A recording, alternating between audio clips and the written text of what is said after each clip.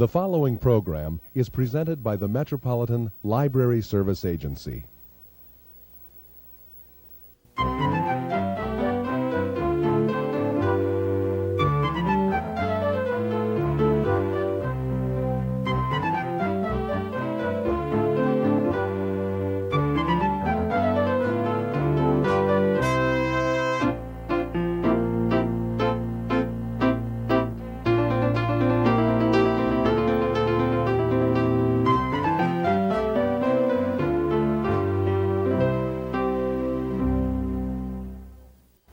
Hello, welcome to All About Kids, a program focusing on the interests of children and young people and some of the issues affecting them. How can adults help children who are grieving over the death of a parent, a grandparent, or a sibling? How can we help children who are upset in a divorce situation when one parent moves out of the house?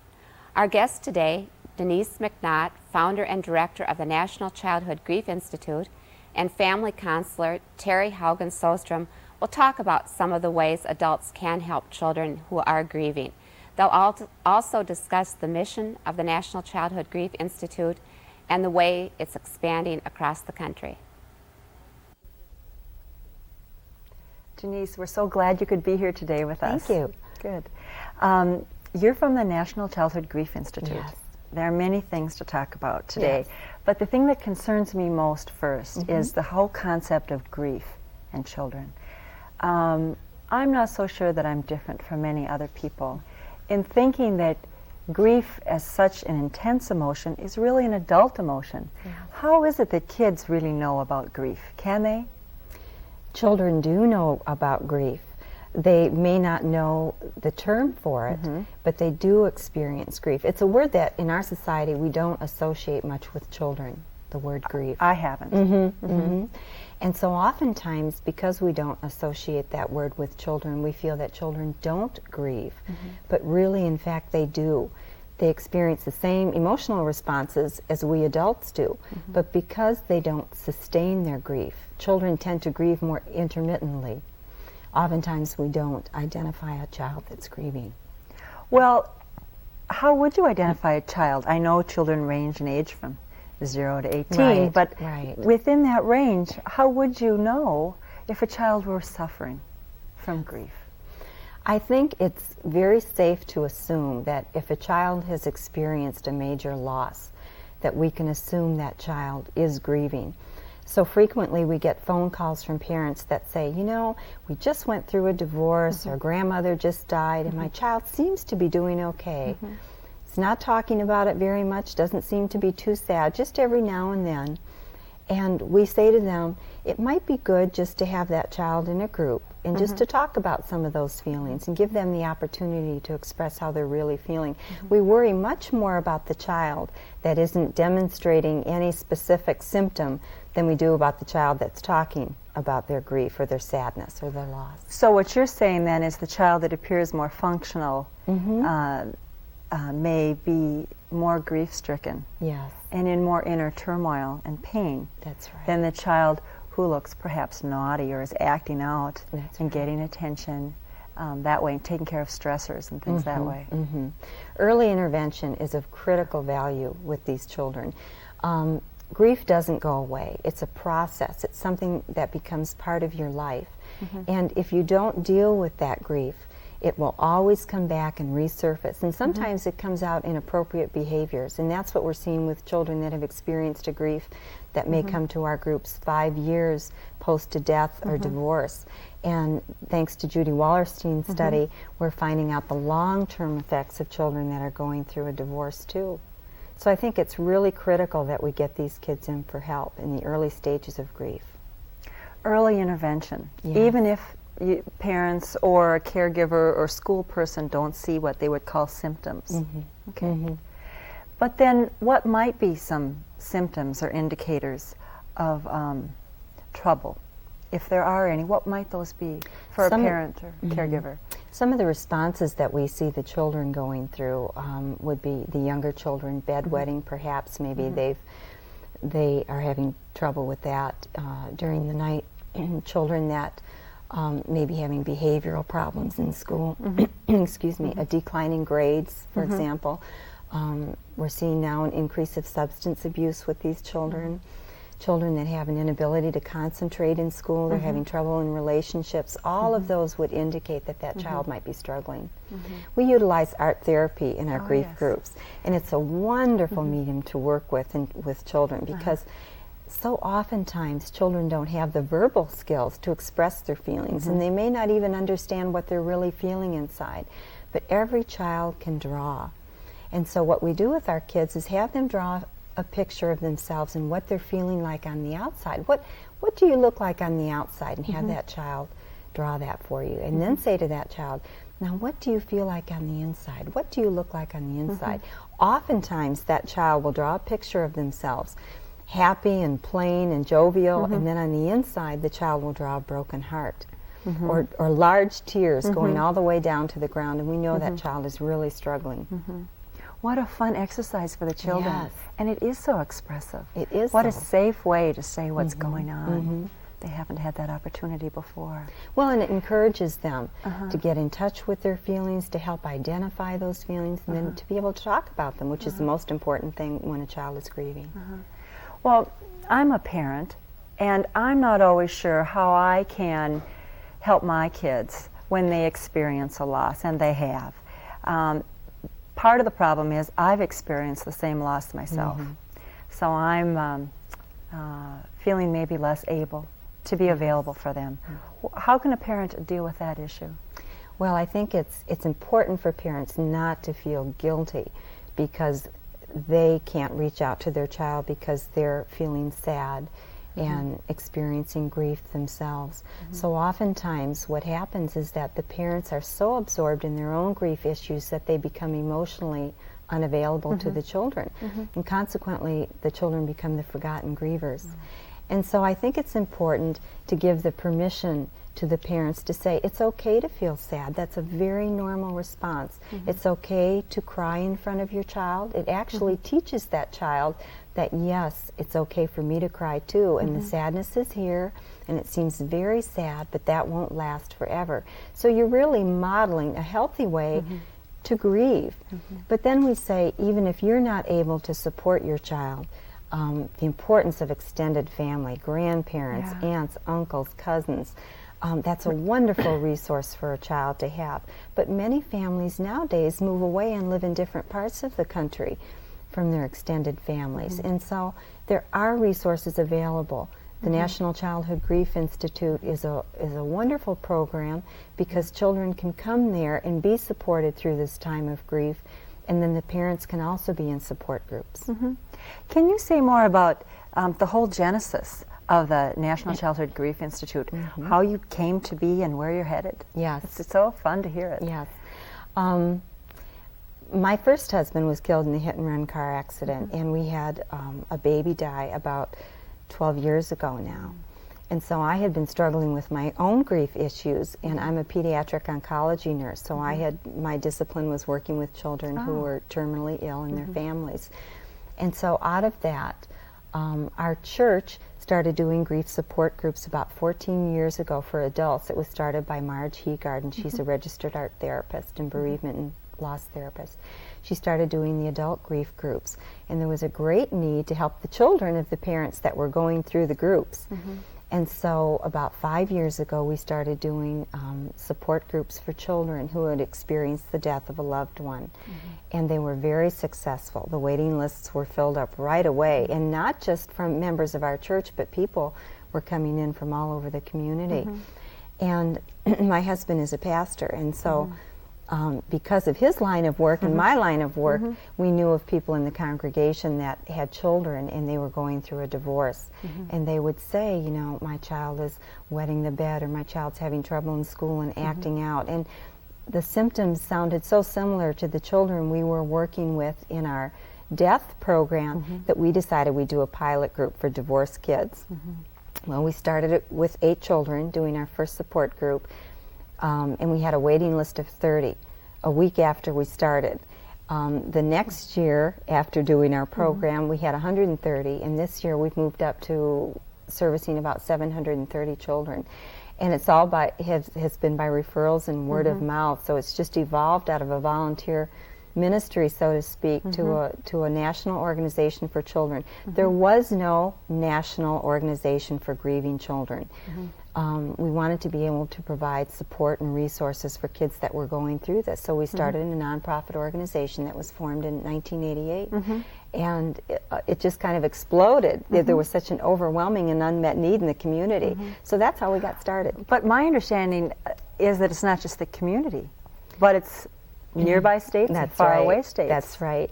That you're getting letters and calls from? Yes, we've been in several national magazines and all of the national newspapers at one time or the other, and we've done a lot of television shows and so forth, so people have heard about us. And we get letters from children. For example, one little boy that wrote me a letter lived in the mountains in West Virginia and had no resources near him, and his mother had just died. He was 9 years old. And he had read about us in the paper, and he wrote me a letter saying, my mom has just died, and I have nobody to talk to, and my dad's working all day. And he sent 2 quarters in the envelope. And he said, please, could you send some materials to help me get over my mom's death? So, of course, we got together, and it was just heart-wrenching. And we called him and sent him a care package of books and different resources for him. And the rewarding part of that was that a year child entered the science fair. And he entered it on childhood grief. So we helped him get all of his materials together, and he won and went to state and placed 4th in state. So we were very proud and very excited that this child had done so well. How nice for him and for you. We do get letters from children and families all over the United States saying we need help in our area. How can we get a group started, or can you come and lead groups out there? And really what we're doing is we're encouraging the parents to go to their community centers, churches, the YMCAs, and put pressure on, even in the school system, to start these groups because they should be available. Well, that is really an exciting response, isn't it? What happens in a group? Okay. My question comes from the fact that I think many kids and parents are not real in love with the idea of therapy or counseling and don't have a lot of experience with that and might tend not to use that service. Yes. What happens in a group that works? Well, I think it's important to say that this is not a therapy group, but more of a socialization. It's more of a support group for these children. What happens is, we as adults think, at least I did when I was going through this, we think, a child doesn't want to talk about death. We don't want to bring it up because it might make them feel sad, or they might start crying, or whatever. Or we don't want to talk to them about the divorce issues. We don't want to give them that information because they'll be preoccupied and concerned about it needlessly. And so our tendency as an adult is not to discuss that with the child, when really we get these children into the groups and they want to have some place to go. They've got these feelings inside. Sometimes children have misconceptions about death and divorce, and they want to have a place to go. It's interesting because there have been children that have been forced to go by mom or dad and have not wanted to come. But we have said to them, come one time, and if you don't enjoy the group, then you don't have to come back again. And we've never once had a child that has not come back. They think of it as their place to go. There's confidentiality in the groups, so what is said in the group stays in the groups. And the children feel that it's their place to go and share any kind of feelings they need to share, and it won't be repeated. Angry? It's okay. We give Rageful? Absolutely. One of the techniques we use with the children to get out some of that anger is the red crayon is our angry crayon. And one of the scribble out activities is that we have a child with their paper in front of them scribble for as long as they need to, even to break the crayon as hard as they want to, and even tear the paper, to get all that anger out, to teach them appropriate ways to get that anger out, instead of punching brother or hitting sister or biting or whatever a child may do, that it's okay to do this. This is a good way to express anger. And then we have them crunch up their paper like a snowball and stand up and throw it against the blackboard or wall or bedroom door or whatever it might be, to get some of that anger out as a release. We teach children how to identify different feelings. Children sometimes get anger and sadness confused a little bit.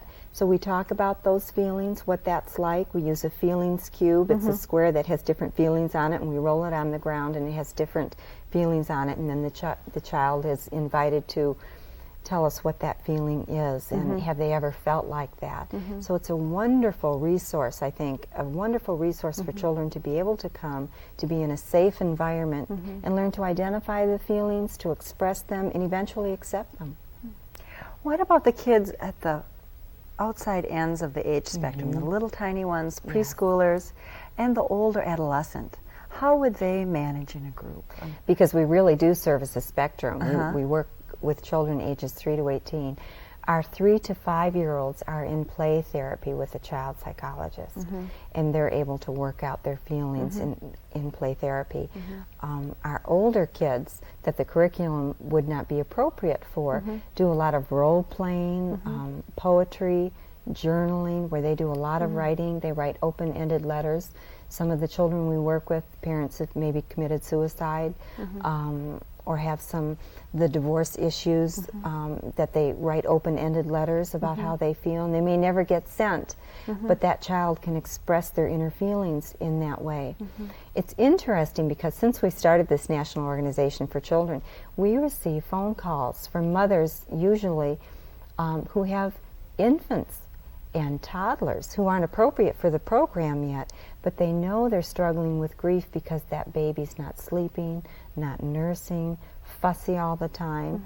Perhaps they have a child that has a chronic or terminal illness, and the mother's at the hospital visiting that child a lot, and then the child dies, and in time that baby starts sleeping again.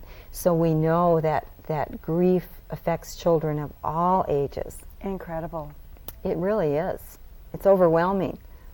And it's so intense and so personal. And from what I hear you say, the best way then to help children and adults is to learn to express it and to share that. That's right. And to be able to receive support back Yes. from other people. And to let children know that all feelings are okay. There are no right or wrong feelings, that if a child feels sad or angry, that's okay. You know, Terry, about 2 months ago, in February 1990, I went to Uganda. The President and the First Lady Museveni invited me to come to do a needs assessment because there are over 1 million orphans there. And it was so interesting to be in the orphanages there because I was able to see that the children there who had experienced actually watching the murder of their parents by Idi Amin's troops, and a lot of the parents had died of AIDS there. And so it was very interesting to see that no matter what culture, those children had the same emotional responses as our kids do here in the United States. So you see grief as a universal emotion? Yes, then? I do. And across age range That's right. also. That's right. It's still the same feelings, and in their culture, they're not encouraged to talk about it. They're encouraged to keep it inside and be stoic. That's part of their tribal customs, for example. But we're doing a lot of cultural work now. We have a large Hmong community that's here in the Twin Cities, and we're working with another therapist whose background is all in trauma, and so we're developing a program for these children too. I just think that's so exciting because for myself, I think grief is an intensely personal and, from my culture, a quiet emotion. Yes. And to realize that children experience, I have difficulty dealing with my own grief, and to realize that children who have perhaps fewer or different resources than I do have the same feelings is gives one pause when you stop to think about how is it that we help our children? How do we teach them to live and to grow and to handle all that's inside of them? There are so many natural learning experiences. We tend to be a death-denying society. And I know, for myself as a parent, I have really blown so many opportunities that I could have utilized to teach my children about death. Death is a natural part of life. And I think if we can teach these children coping skills at a very early age, Mr. Rogers does a wonderful show called Death of a Goldfish. And some school districts around the United States are trying to introduce that into the kindergarten curriculum, because if we can teach these kids at a preschool level. Well, what about the learning experience of going to a funeral for a child? Appropriate? Yes. Helpful? Very appropriate, very helpful. And again, for a parent, that's really hard. Many parents that call us say, oh, I just don't know if I should, if he can tolerate it, if I can, is it going to be difficult? Will he have nightmares? But I think an important part of that is to prepare the child for the funeral. Let the child know with whom he will be sitting, and that at any time during that funeral service, the child will be able to leave. To prepare him in a sense that he will see other people there that will be sad and crying, and that's okay. That's okay. That all those feelings are a normal part. But I think for a child, it helps really start the grief process, because children need a visual, I think, to really help them realize that death is final. Children 7 and under, around that age, believe that death is reversible. So going to a funeral is very helpful, and it opens up a dialogue between the parent and child that I think is essential. Well, it certainly would open up a dialogue. Yes. Because my experience is children have so many questions. Yes. And the difficulty, I think, is perhaps having the child go and having the child witness my grief and some of the scary parts of all the emotions the adults feel. Yes. You know, yes. I wonder if it's protecting the adults as much as the children by not having children attend Oh, funerals. I think it is. You know. I have felt that way myself. I think it is. But then again, to reaffirm that child and to say, I'm sad now and it seems so overwhelming, but that's not going to happen forever. Kids that come to our groups will say, one of the things we do with the kids is talk about what they feel like when they see mom crying, if dad has died, for example. And it's unanimous. Every child will say, I don't want to do anything that makes my mom cry. I feel so badly. And then we tell these children, you know, it's okay if mom cries. That's healthy. Tears are a brave thing. And sometimes boys tend to get the message that now they need to be the head of the family, which is not a good message, I think, and something that's very commonly done by parents. And so then that puts the child into the caretaker role. But that it's okay for boys to cry. And sometimes that's a new concept for kids that are coming through our groups. I think for kids, boys and girls, seeing their moms and dads cry is scary at first, but can be real permission-giving, just as you're saying, of course. Exactly. Tell us a story about one of the children that went through your program. Okay. In our very first group, we had a wonderful child who had been born with cerebral palsy, and she had been in an electric wheelchair since she was about 2 years old. And she came to our group really not even being able to hold a crayon, but it was just wonderful to see how the other children reached out to her. Her parents had gone through a divorce, and she remembered that the night her father came home to say he was leaving, she tried to stand up and walk and fell to the ground. Her perception was her parents were getting divorced because of her disability. She couldn't walk. She couldn't walk, and she tried, and then he left. It was a devastating experience for her, and until she came to our group, her perception still was that it was her fault her parents had gone through a divorce.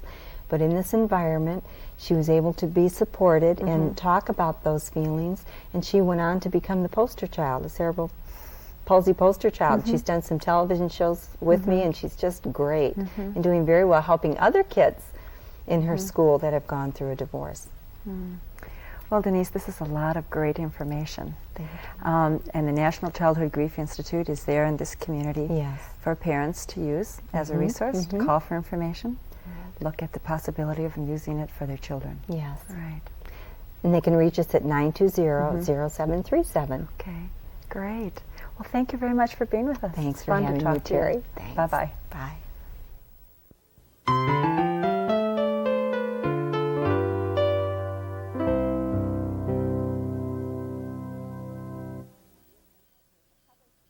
The National Childhood Grief Institute has published a bibliography available to help parents and children who are going through a grieving process.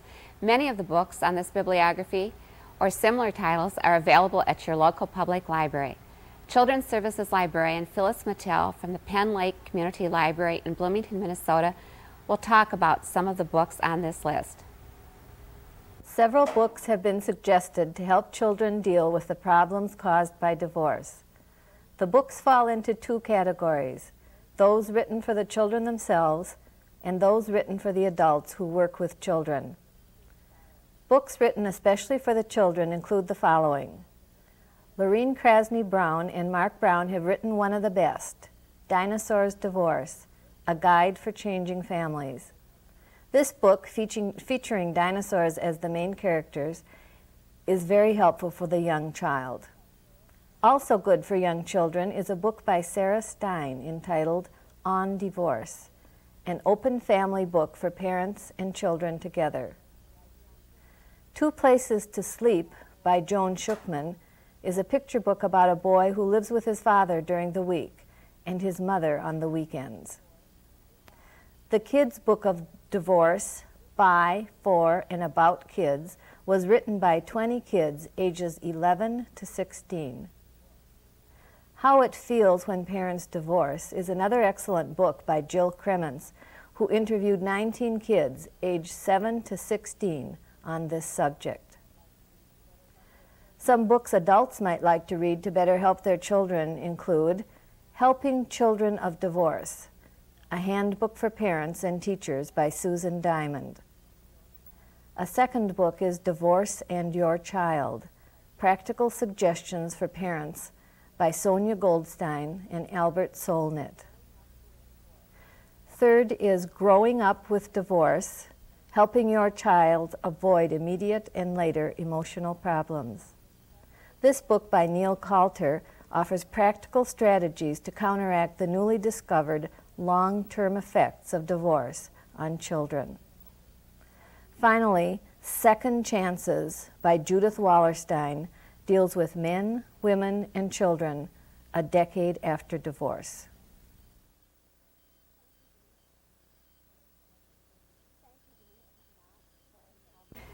Thank you, Denise McNaught, Terry Haugen-Sjostrom, and Phyllis Mattill. And thank you for joining us on All About Kids. Please tune in again.